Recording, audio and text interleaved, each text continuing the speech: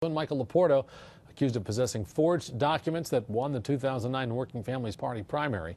Marci Natale has been inside Rensselaer County Court all day. Now she's outside tonight with the latest for us. Marci? Well, Jerry, there were actually two key witnesses on the stand today. Late this afternoon, it was Sarah Couch, a former employee for the Working Families Party, who testified that on primary day back in September of 2009, Michael Loporto handed her about 30 absentee ballots wrapped up in a newspaper. And earlier today, it was John Brown, the former president of the City Council. It wasn't until the weekend before the September 15th, 2009 primary when the effort began to solicit absentee ballot applications and ballots for the Working Families Party primary.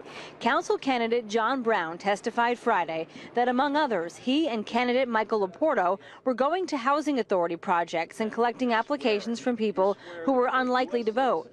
Brown admitted to forging the ballots and possessing them. He has signed a cooperation agreement with the prosecution.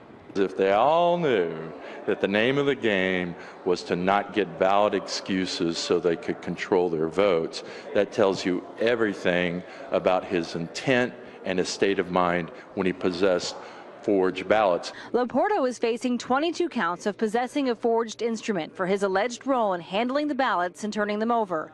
Brown testified that Loporto was at housing complexes, but contradicted the testimony by former city clerk Bill McNerney, who said Loporto was an arm's length and a half away from Brown, who was completing the applications. Brown testified Loporto was 15 feet away. In previous testimony, he had put Mike even further away. He said, like, at one point in time, he's got him as far as like 45 feet away. That's the only knowledge that they could attribute to Mike.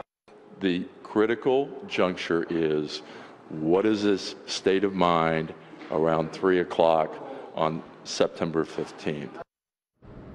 And that date and time is when Loporto gave Sarah Couch those absentee ballots wrapped up in that newspaper. She then drove them over to the Board of Elections. The prosecution alleges that it's part of Michael Loporto's scheme to cover up his knowledge that those ballots were forged. Now, the trial is expected to wrap up on Tuesday, going to the jury sometime in the afternoon. For now, we're live in Troy. Marci Natale, CBS 6 News.